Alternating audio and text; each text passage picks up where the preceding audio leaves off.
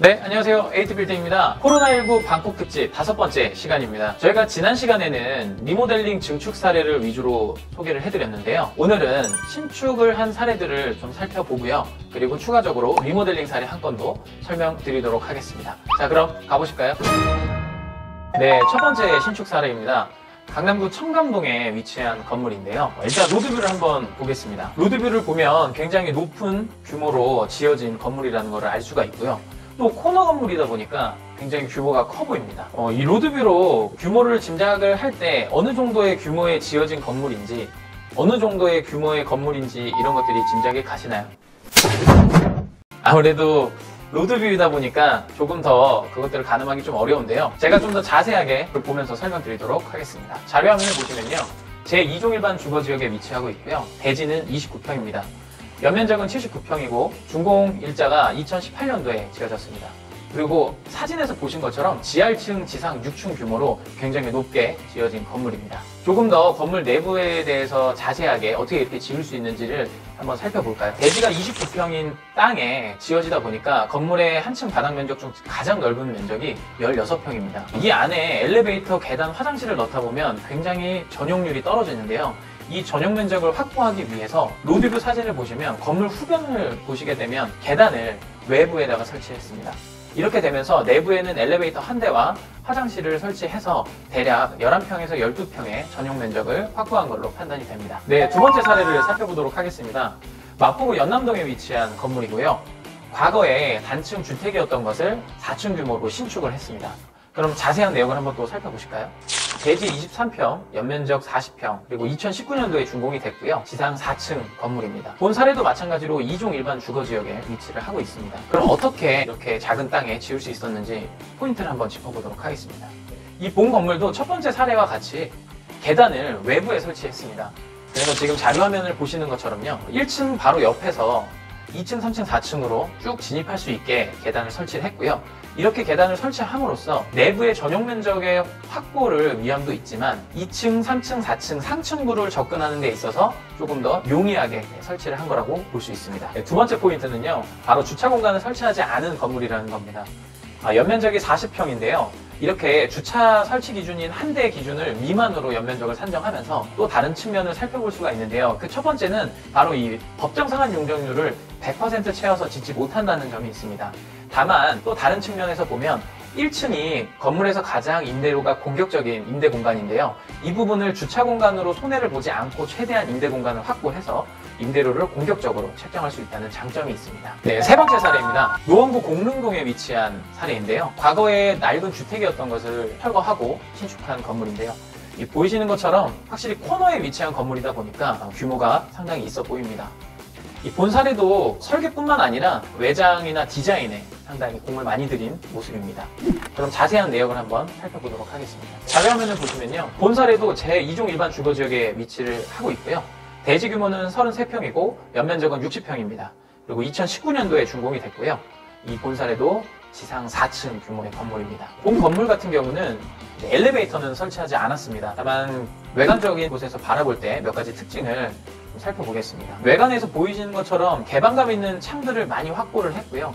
그리고 특히 1층과 2층은 층고를 상당히 높게 설계를 해서요. 개방감을 상당히 더 높여놨습니다. 또 하나의 특징은 상층부를 보시면 3층과 4층이 있는데요. 이 4층에 위에를 보시면은 복층 형태로 꾸며놓은 것을 예상할 수 있습니다. 또 이 복층 형태임과 동시에 4층 앞에 있는 베란다 공간을 자동 차각막과 임시 창을 설치해서요. 모두 차각막을 펼치고 문을 닫게 되면 실내 공간을 만들 수도 있고요.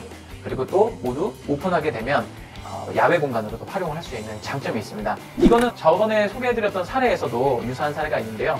그 영상도 한번 참고해 보시기를 바랍니다. 네 번째 사례입니다. 네 번째 사례는 마포구 상수동에 위치를 하고 있고요. 화면을 보시면 상당히 이것도 외관을 많이 신경 써서 지어놓은 건물로 보여집니다. 또 코너 건물로 위치를 하고 있는데요. 자세한 내용을 한번 살펴보겠습니다. 본 건물도 제2종 일반 주거지역에 위치를 하고 있고요. 대지는 50평, 연면적은 124평, 그리고 2018년도에 준공이 됐고요. 지하 1층, 지상 4층 규모로 지어져 있습니다. 본 건물 같은 경우는 엘리베이터가 설치가 돼 있고요. 그리고 대지 평수가 조금 앞선 사례들보다는 규모가 있기 때문에 내부에 모든 그런 상위 공간들을 마련한 것으로 보여집니다. 본 건물의 특징은 바로 외관에서 찾을 수가 있습니다. 혹시 찾으셨나요? 자세히 살펴보면요. 공부상에는 지하 1층, 지상 4층 규모의 건물로 표기가 되어 있는데요. 실제로 외관에서 보면 보여지는 층수만 지상 5층 규모입니다. 지금 앞에 보이는 것처럼 1층이라고 생각되는 부분이 바로 공부상 지하 1층입니다. 그래서 실제로는 지상으로 5층 규모인 건물인 거죠. 이렇게 지을 수 있었던 이유를 한번 살펴볼까요? 측면을 살펴보면요. 이유를 알 수 있습니다. 전면부와 후면부의 대지의 높이 차이가 발생을 하는 건물이라는 걸 알 수가 있는데요.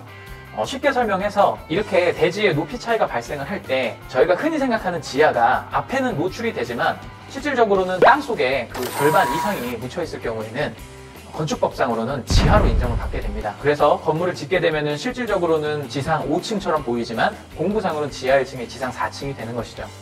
근데 이렇게 지을 때 가장 큰 장점이 하나 있습니다. 바로 지하층은 건폐율과 용적률에 제한을 받지 않기 때문인데요. 이렇게 되면 바닥 면적과 더 넓은 임대 공간을 확보할 수가 있어서 실질적으로는 임대료를 훨씬 더 공격적으로 운영할 수 있다는 측면이 있습니다. 네, 이번에는 마지막 사례입니다. 마지막 사례는 아까 처음에 말씀드린 것처럼 리모델링 사례인데요. 강남구 신사동에 위치를 하고 있습니다. 본 사례도 제2종 일반 주거지역에 위치를 하고 있고요. 대지 74평, 연면적 180평, 그리고 1999년도에 준공이 됐습니다. 그리고 지하 1층에 지상 4층 규모입니다. 네. 2017년도에 증축 대수선이 된 것으로 알려져 있는데요. 과거 사진을 보시면 다세대 주택이었습니다. 이런 낡은 다세대 주택과 지금 현재의 모습을 보시면 전혀 다른 건물로 보여질 정도로 차이가 확연한데요.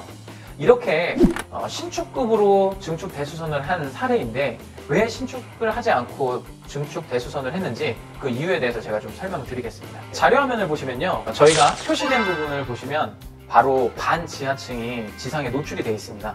바로 이러한 이점 때문에 제가 지난 시간에 소개해드렸던 것처럼 1층을 2개로 나눠서 가져갈 수 있다는 장점이 있기 때문에 이 반지하층을 살리기 위해서 이렇게 설계를 한 걸로 보여지고요.